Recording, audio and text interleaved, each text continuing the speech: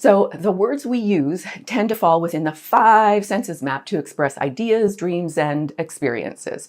Now, here's a cheat code for understanding how people experience the world through their main 5 senses. 1, visual, seeing pictures, images, a hot girl in a red dress. Auditory, hearing, like your playlist or her infectious laughter. Kinesthetic, touch. And physical sensations, think hugs. Olfactory, smell, what's that intoxicating perfume she's wearing. Gustatory, taste, like the first sip of your favorite brewski.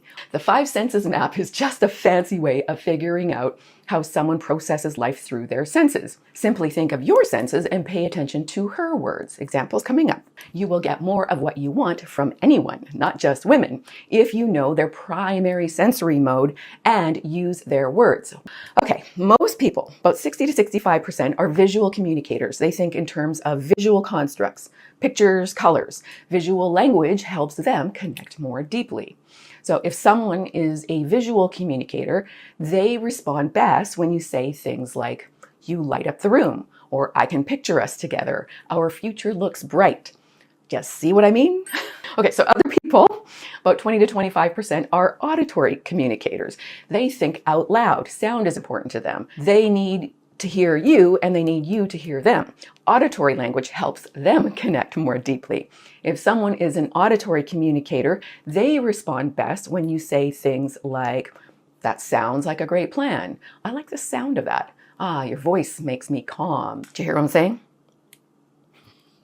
A small percentage of the population, about 15 to 20%, are more kinesthetic communicators. These folks need to feel you. Literally, they are huggers. They touch.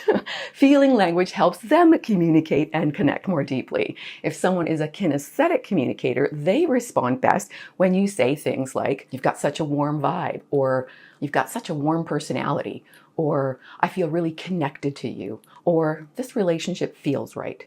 Does this one feel like you?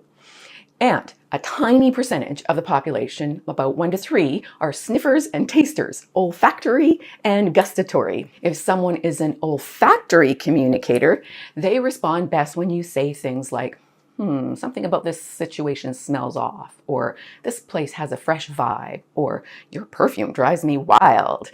Does this one pass the sniff test for you? And if someone is a gustatory communicator, they respond best when you say things like, "I need to digest what you just said," or "You're the sweetest part of my day," or "Let's spice things up."